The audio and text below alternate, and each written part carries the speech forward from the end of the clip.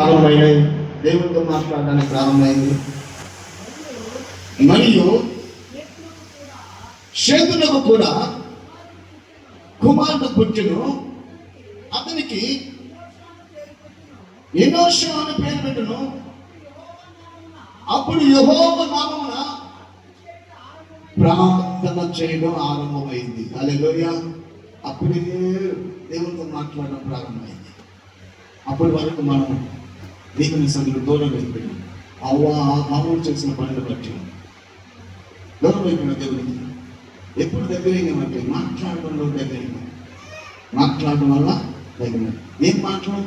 ప్రార్థన ద్వారా మాట్లాడడం దేవుడితో. మనం మాట్లాడడం అంటే ఎట్లా మాట్లాడాలి? ప్రార్థనతో దేవుడితో మాట్లాడటం.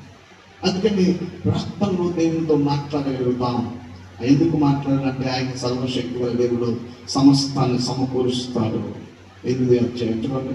రోమీయులకు రాసిన పత్రిక 8వ అధ్యాయం 28వ వచనం చదవటం. ఎందుకు ఈ ప్రార్థన చేయాలి? మన దగ్గర 8:28 దేవుణ్ణి ప్రేమించు వారికి అనగా ఆయన సంకల్పం చొప్పున పిలువబడిన వారికి మేలు కలుగుటకై సమస్తమును సమకూర్చి జరుగుతున్నాయని ఎదుగుదుము. హల్లెలూయా. సమస్తం మన పక్షాన్ని జరగడానికి మనం ప్రార్థన చేయాలంట.